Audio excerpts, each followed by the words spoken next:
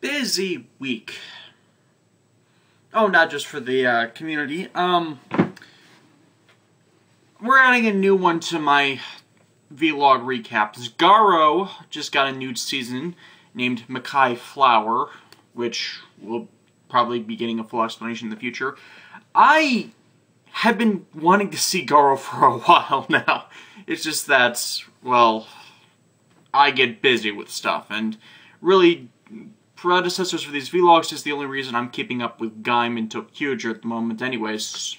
So, jumping on for Garo right now, as it just started to run, is pretty good, because I've heard ridiculously good things about the original series and Makai Senki, and the one who shines in darkness has the actor who plays Gaim, my favorite of the Toqger, as a supporting character, and I don't have the time to go through those series in full.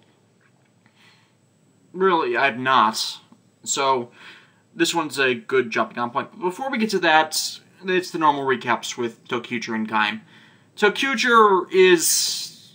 I don't have a lot to say this week, comparatively. Kagura breaks one of that kendama, the ball with the string on a toy that he's kept with him, and that gets him angry at the beginning of the episode.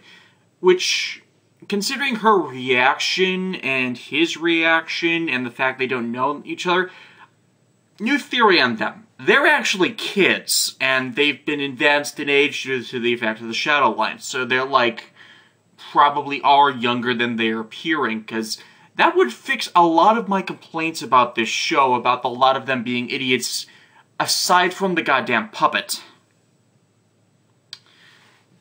And yeah, the puppets, I'm blanking on the puppet's name. I've been watching the show for 8 episodes now, and I just can't remember the damn thing's name. Ticket, that's it. Ticket continues to prove he is the most intelligent of the cast. But, that's a discussion for another time. Weekly Monster. This one is based on Sloth, with a stamp that presses an X. If it contacts a person's body, it makes them, well, completely and utterly lethargic. In other words, No, in other words, I had a thing, but I lost it. Because Wrights is an idiot, he charges in when Hikari tells him not to, and is the first to be hit. And them going man down against it results in Tokachi and Miyu being hit as well, so another 3 down, and Kagura has to work with Hikari, who's still mad at her. Fortunately, they work it out in that he shouldn't have overreacted to it, and, you know, showing maturity about it. It's just that, because it's another anticlimax, because first half of the episode, Kagura was, like, panicking, trying even to get the courage up to talk to him, which is consistent with the character, as she is the timid one of the 5. So, they're at least staying consistent with these characters, which I do like. It's not like they're doing idiot thing after idiot thing and it never stays consistent. It's to each of them, they've got this defined personality. It's just that the most prevalent elements of the personalities that I tend to not like. So the shadow line gets to working on it, and we got a new facet of the darkness they absorb from humans, in that it can be distilled to heal them. So if the Toqger damage them at the beginning of a fight and have to retreat, if the monsters continue their darkness collection assets, first thing they get is a full heal, which is another encouragement to not retreat from battle or to not stay out of battle long, which I like. I'm blanking on the name of the mature woman of the Shadowline group. There's the General, there's the Baron, there's the, I think, Duchess. She's the mother of the creepy female Kermit, Grimace thing, whose name, I think it's Greta? I'm terrible with names. She tries to feed it to, get distilled shadow to her daughter to make her more beautiful, which means that she might get the Grimace girl, Greta, will probably get a different outfit, or different suits to reflect her sometime in the future, which has been done before with immature, not exactly immature, younger members of the villain factions. I went over Tren and Tranza last month with Jetman, but we also have Impus and Olympius from... I'm blanking on their Sentai equivalent name from Go-Go 5, aka Lightspeed Rescue, and I know there's at least one more. I think one of Die Ranger's antagonists was like this. Oh, and Sprocket and Gasket, aka Bulldonge from O-Ranger. So, yeah, there's a precedent for this. I'd actually kind of like to see that happen. But it's continuing on her crush on the General, where that she tries to, instead of taking it to make her more beautiful, he tries to give it to the General, but the General is too stubborn and prideful, which may play in later. Yeah, I'm continuing to like the villain play-by-play better than the actual protagonists, even though we get less than a minute of screen time with them in the episode. Anyways, they used the inspiration from the Kendama for Kagura and Hikari to double-team it and use the his green form axe to, like, turn Kagura into a living Kendama ball because of her imagination powers to make her like a rock. And I actually got a chuckle out of this because it's like this... The 1000th episode of Kamen Rider was during O's, and O's has a character named Goto. Goto went through a slump, and during the 1000th episode, he imagined himself... it's kind of like this. He imagined himself strong and hard as a rock, and there's this sequence where he hits one of the Greed, the monsters of that season, hard, and it briefly changes to him having a head that is a rock, and that kind of callback I really liked, because the series writer is Yasuko Kobayashi. Yasuko Kobayashi wrote Kamen Rider O's, the majority of it, and she's a kind of a hit-and-miss writer. I'll go over that elsewhere, but yeah, I liked that joke because I like O's, and it made good use of the train-switching powers because the monster that has the stamps that do lethargy realizes the same thing and tries to attack the one that's doing all the work in this, and showing that they're pretty smart too. And Hikari outsmarted them. Hikari is the smartest of the five, just that he doesn't take center stage a lot. I really, really wish he was the Red of the Year, but he's not. Yeah, so yeah, they use the train switching, so Kagura pulls him away because the axe changes hands. And if you're wondering how they do this, they use a energy rail emitted from the axe to make it kind of like a rope or a hanging ladder or something. So yeah, they use that to... what's the phrase? Outmaneuver the monster and break the stamps, which breaks its spell, which gets the others back to it, and they crush it. And that's... oh, one more thing. In the wrap-up, they kind of do this thing about the Kendama possibly being something of significance that, since they're amnesiacs, Hikari has forgotten, and that's something to look into, but I doubt it'll pay off, considering how inconsistent the continuity for them has been. It's like they get a piece of their memory back, but then it doesn't really matter much in relevance. It might, but... anyways, Gaim. Fallout setup. I like that.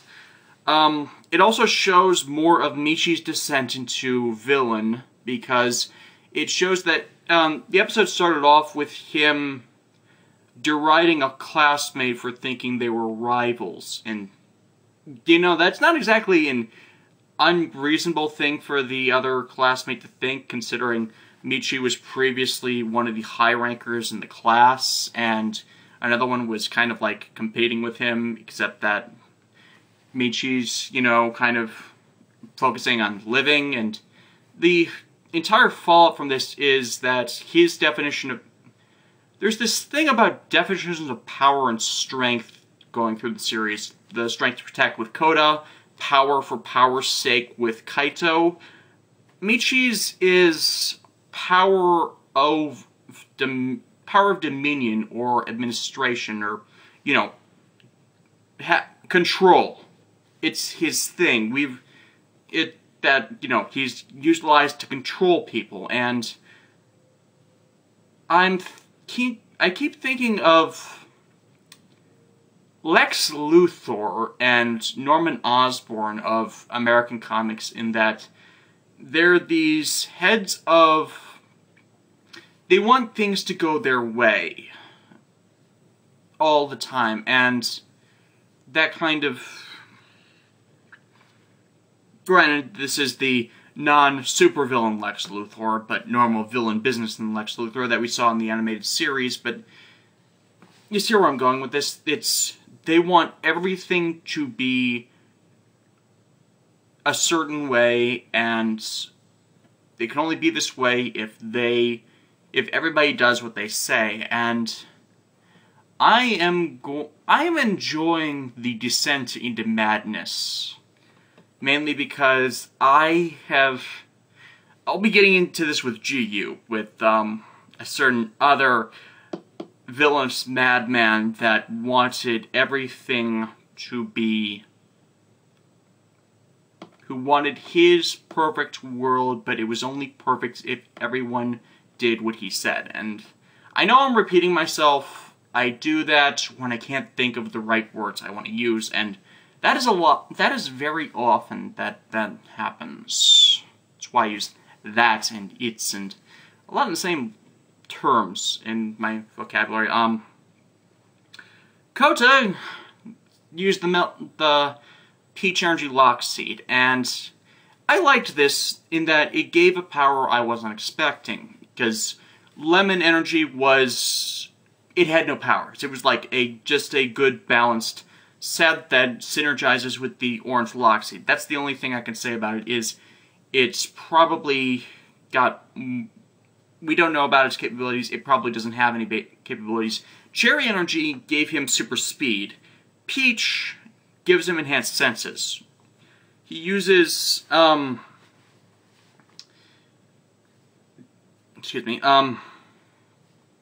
uses it to find the Overlord Inves, which we've just been discovering about them, and so when he learns about the Peach Energy Lock Seed's ability when he goes in Jimba form, he comes across Michi and informs him about the Overlords and Sagara, because he hasn't figured out the thing about Michi yet, and that is going to hurt.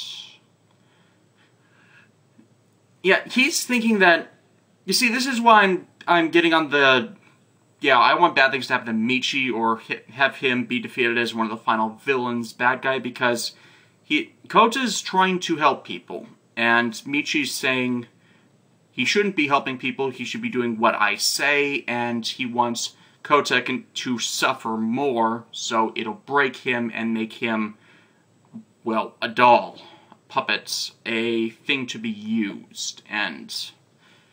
Yeah. Anyways, Kota tells him about the Overlords and Sagara and the Lock Seed transformation that he got Kachidoki from, and he tells that to his brother, except that Michi doesn't tell him the other bit about it being kept from him. He phrases it so that he can see the reaction from Sengoku and Mari, and not Mari, Yoko and Sid, who know this, and are trying to find out about the Overlords to manipulate their power, because they don't care about saving the world. Yeah, Takatora cares about saving the world, but knows he can't save everyone, so is doing the best projections of the 1/7 of humanity thing. He's doing bad things, but trying to save people Except that he's not because he also wants to kill people if the secret gets out. And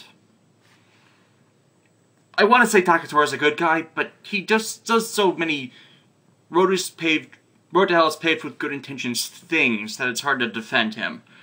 But this also plays back to that thing last week about Takatora not being that stupid, referring to the train thing. Yes, I am still on that that joke about him not recognizing a giant robot outside of his goddamn building.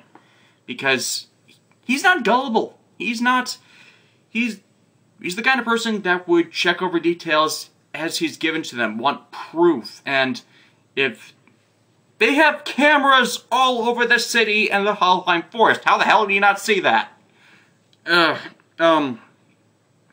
So, yes. He gets informed that there's possibly other invest species that they haven't discovered, aka the Overlords, except Sengoku and the others want that kept a secret. So, Sengoku gives a new cherry energy lock seed and the order to eliminate Kota. This results in awesome. Because we've gone over Kachidoki in that it defeated 30 C-class riders single-handedly without taking damage.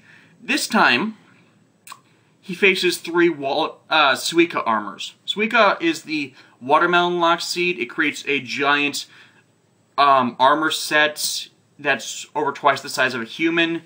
It can easily defeat a A-class armored rider, aka the ones that use the Sengoku driver belts, and puts a A-class armored rider on the same level as an energy rider, or at least close, because Baron used a Suika lock seed to go toe-to-toe with Sid, and he did a lot of damage. It wasn't enough to shut him down, but Kachidoki takes on 3 of these armors and takes no damage. I am loving this armor. It looks cool, the orange is an excellent color palette, its design is awesome, and it is insanely powerful. I mean, this is the strongest we've seen a final form in a while.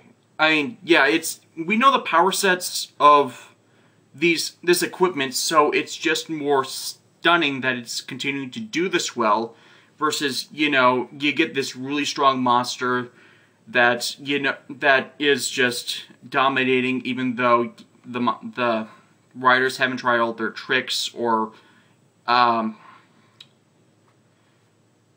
then it just gets showcased to be awesome because it has this one capability that no one was expecting because it's new, and yet 2 or 3 episodes down the line, something can still dominate it.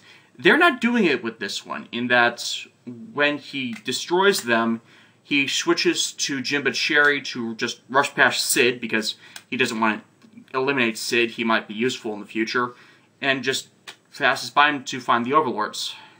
He doesn't use Kachidoki against the Overlords, because he's still in Peach form when he's searching for them, and here's the thing about super senses, in that if high-pitched noises are going to screw with you. I mean, high-pitched noises screw with me all the time. I don't have the best of hearing, but I'm sensitive to high-band stuff. And it causes Kota to just be dominated. And granted, he wasn't there to fight in the first place, but the red Overlord invests, because the episode shows a green one as well, that's more intelligent of the two.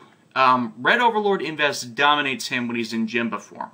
This is also continuing to be consistent with what we saw with Kaito fighting in. Kaito's fight from 23 was continued a bit more in this one, meaning that the crossover with Toqger probably happens right after this, instead of happening in between the two if he was still in that battle. Marika saves him from that, but it wasn't really that too relevant. Anyways, yeah, the green one views it all as a toy, he's just a plaything. Kota, that is. So, they want to be entertained, which is consistent with what Sagara said 2 weeks ago in that the forest is bored. Because the forest eliminated everything that can be entertaining with its infestation. It's kind of ironic in that respect. It's like they're children, so they want to show their power, and they don't realize what they're doing in that respect. Or they're obviously intelligent because the Green Overlord learned Japanese from Kaito leaving the books around everywhere. And it's just their maturity. It's like with the Toqger in a way, in that they're very immature and they want these things, and they have this insane amount of power, and they're using it to wreck everything. They're spoiled brats in a way. And Kaito's much the same. He would make a great Overlord Invest in that he's all about this strength and proving he's strong, and what has that gotten him? It's wrecked pretty much every relationship he's had, so he's still alone, and he doesn't realize that yet, and yeah, he's strikingly... Anyways, Kota, because he's not fighting them, is found boring, so they tie him up and tie him up, like, by the leg, and string him up. They leave, and they drop him. And that pretty much ends the episode.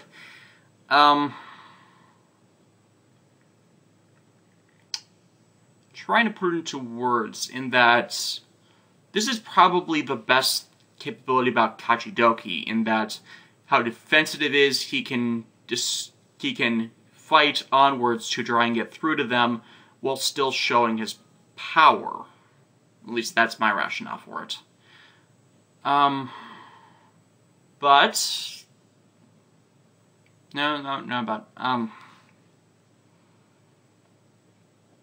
I swear there was one other thing I wanted to mention, but I'm completely blanking on it. I hate it when that happens. So, Garo. I know nothing about Garo. Yeah. And there's a lot of stuff that wasn't explained that is probably continuity, which is not... The last Garo series was pretty recent, so if you've been following it, you know what's going on, but... Well, not exactly what's going on, because they're standalone. This starts off as a standalone, but, you know, there's world building that's happened, and we are not aware of it. Garo has a very different feel. It's like... One of my complaints of recent Sentai, and to a little bit less Gaim, is that they've been so much focused on special effects and green screen stuff that they've forgotten the roots. Because this show, while having CGI special effects, has a lot of wireworks and non-transformed fighting, which is reminiscent of the early days of Power Rangers, or the wireworks, at least, are the Time Force, Wild Force era, in that they used it to augment the fight scenes that were mainly in the costumes to make them more spectacular instead of just explosion, explosion, explosion. And I liked that. But it's also a very different feel. It's like... It's ominous. It's a horror series. Yeah, it's a watered-down horror series because it's for teenagers, young adults, and... Okay, I need to explain this.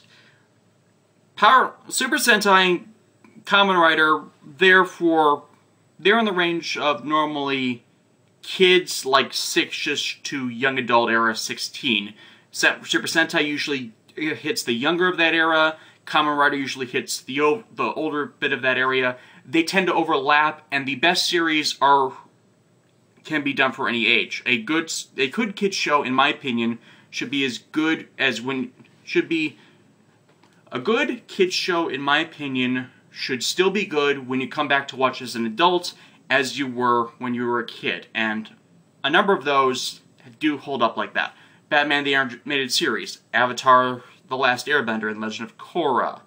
I know there are a few people that are analyzing the stuff of Adventure Time, and I know there are a few others that I'm just blanking on. Gargoyles, that's another one that's really good in that respect, and Garo feels a lot like that. It's creepy, and it's unsettling, and it's not outright horrific, and I've said in previous places, I don't like the horror genre. I consider E.T. a horror movie. I'm that much of a wimp. But I see horror stuff every now and then that doesn't freak me out. Like, when I was doing all that Evil Dead stuff, and that fit right in that range where it's old enough that I can tell myself it's not real. And Garo fits right in there, because it's creepy. The episode starts out with this Makai Flower that would lore building with that thing in kind of like the Bunraku stuff from back when I reviewed Bunraku. Why is that? That was like my 8th episode. Why am I? Something comes by and breaks this stone pillar, which is the ceiling statue of 9 monsters, called in this series horrors, and a demonic flower, a Makai flower, yeah, that can spell the doom of humanity. And they break out. One of them attacks an officer, a security guard, and takes possession of his body. And then we get the nightmare fuel in that his face keeps getting deformed, and he's grinning and smiling while he's doing all these malicious things, and stuff comes out of him and eats a guy. Yeah, we see 2-3 people get killed on screen. That's how different a series it is, in that while people die in Sentai and Kamen Rider, it's usually not this horrific. I know, kind of ironic statements to be, but after all, they are called horrors. This is a less for, see what I mean about mincing my words,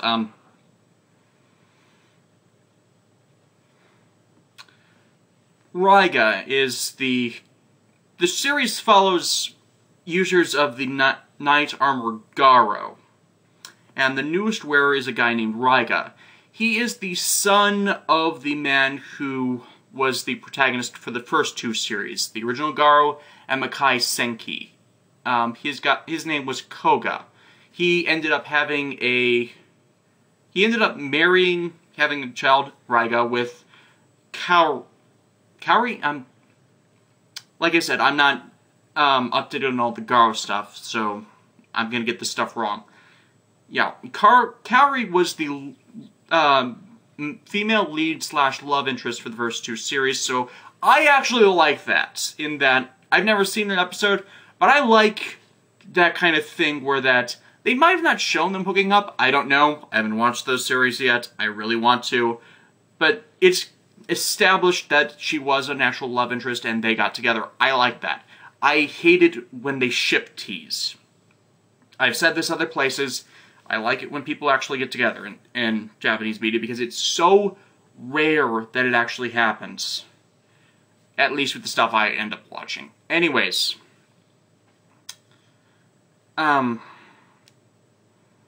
It pretty much starts us off slow.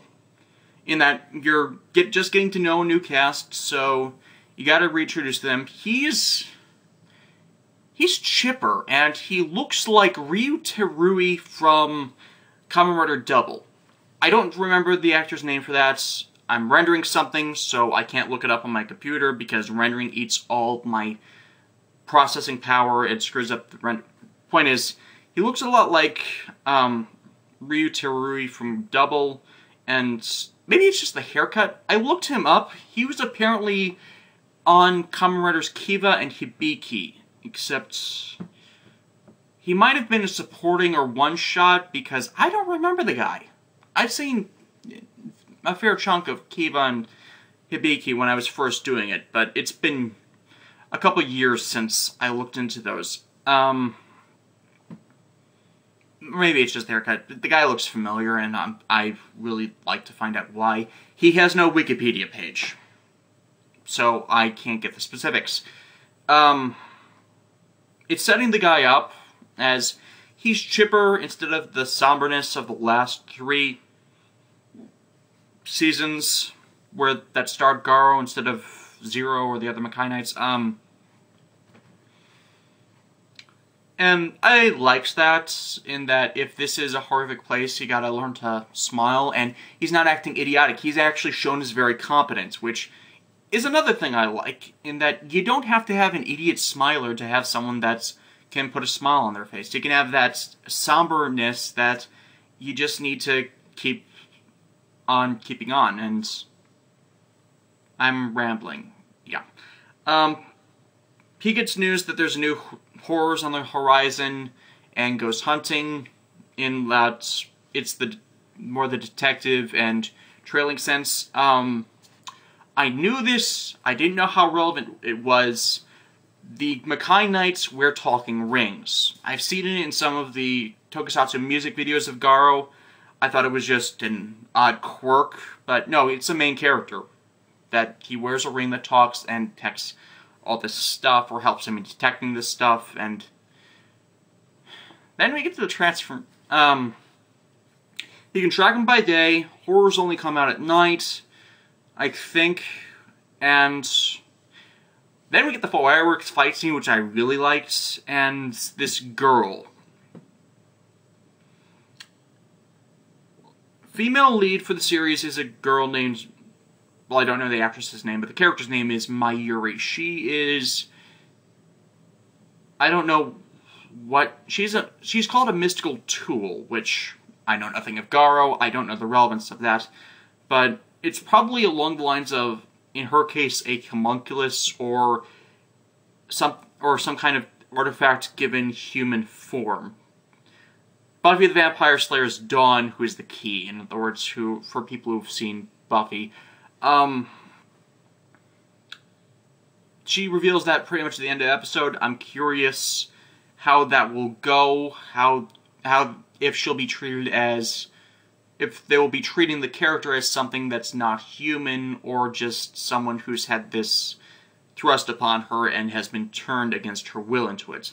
Because they open the episode after the opening narration with her being unsealed from a casket in skimpy bandages, but showing nothing because it's television. So that's something to enchant. The mystery of the Makai Flower, the mystery of this woman. And I am on board. The fight scenes sold it for me. Granted, the pace will kind of probably screw with it, but as I said, less is more sometimes with stunt work and fights and that kind of stuff in tokusatsu, because if you flood it, then it becomes uninteresting. It's like the Cow Explosions in the Kalish era, in that they made the fights boring because you got nothing but them instead of, well, people fighting, kicking ass. So, it's similar in that respect. Trying to think of any... Garo armor.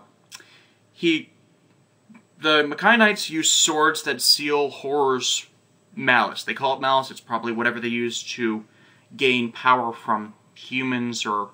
Anyways, he uses his sword, he swishes it above, and a gate opens of pure light, and the Garo armor comes out of it. I don't think they've changed the Garo armor much, or if at all, from the original series, because it gleams, it shines, it glows, and it is all this detail, and wow. And from what I read, that Raiga is unique of the Garo users in that he can project fire from it. He has limited pyrokinesis with it, which was showcased well. It's not like overpowering blasts, it's like summons it, it's summoned from parts of the armor as he moves, and the effect for that was really, really good. As it was, like, batting away all this fish guy's mini piranha water blasts, and yeah, less is more with this stuff, in that you can tell it's an effect, but you go with it because they're not flooding the scenery with it, they're accenting what's going on. So yes, check out Garo Makai Flower. I'll be adding that as a regular thing. Garo series usually only last 26 episodes. Oh crap, I have to discuss this. We've received word that Gaim is being cut short due to the World Cup and due to the special with Wizard last October. So we're probably going to only be getting around 32 to 34 episodes, which will make it either equivalent in length to Kamen Rider Decade, which got 31, or close at there, making it the second shortest of the Heisei Rider series, and either third or fourth of overall, because in Showa they had the 20s Amazon and the 35s acts. Gaim has had a ridiculously strong story, which it's probably the best written Kamen Rider series in years. Now, I love O's, but I admit that writing could use some work there. Double is probably the only contender for the last... I haven't seen Kabuto, so at least from Kabuto onwards, it's probably second in quality storytelling overall. And I wanted to get it a full 48-episode run, but it's probably being slashed into the 30s. So I'm hoping we get 35, 36 out of it at minimum. I really wanted to have in the 40s. Not maybe all, but 42. Reason people have speculated is because of the World Cup, which is big in pretty much every country that's not America with respect to soccer. I'm not a sports guy, so I don't know what's going on with that it would affect it so much, because World Cup comes every few years, and it's never affected the production cycles of anything else ever. I don't know why.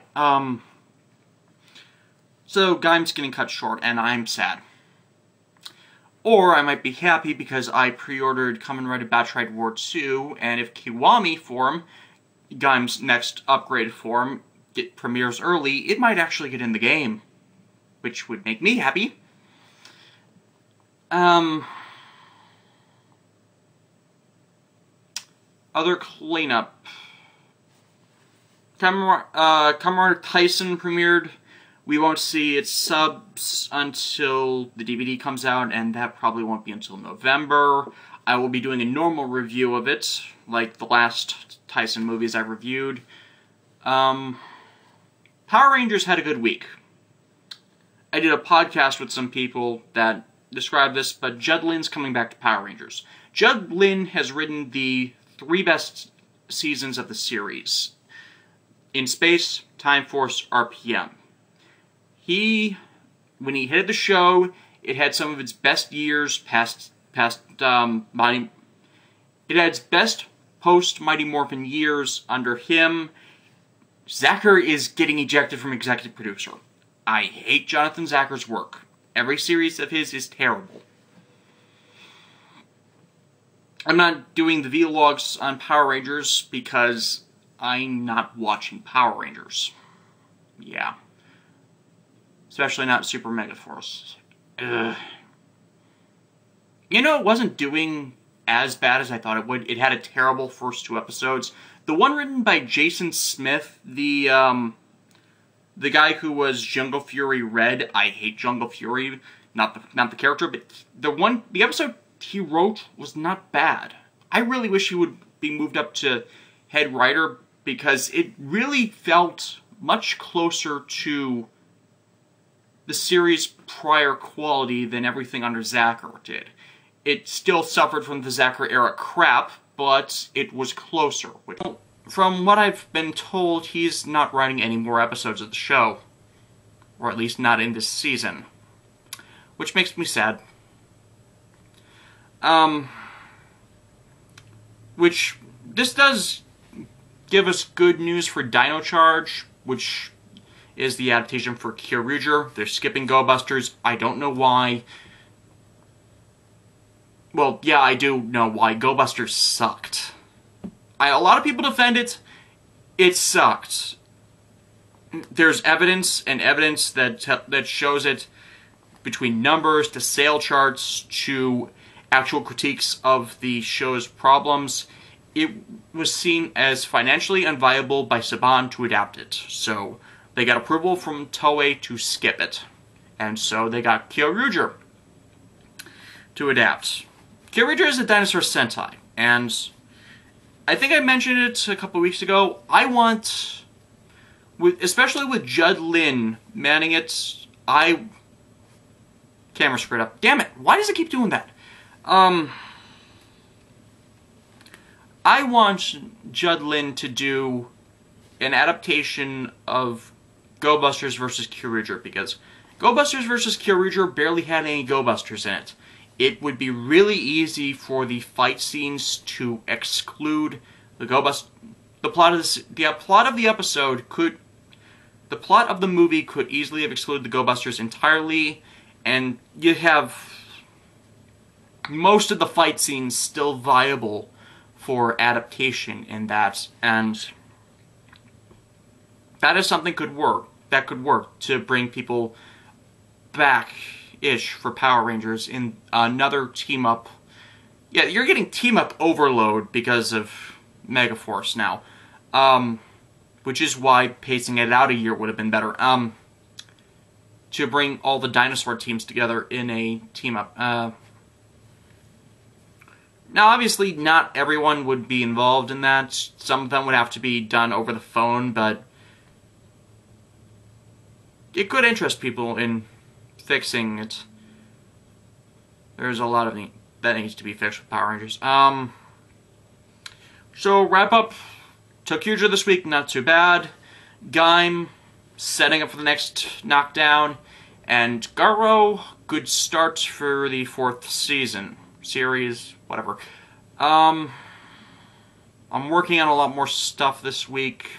Don't know when I'll get back to, because I want to say Zero Black Blood. That's been sitting in my to-do list for, I was going to do it Sunday. I was going to watch that Sunday, but then I got started working on things, and I will have a special about Zero Black Blood up before the end of the month. Bye.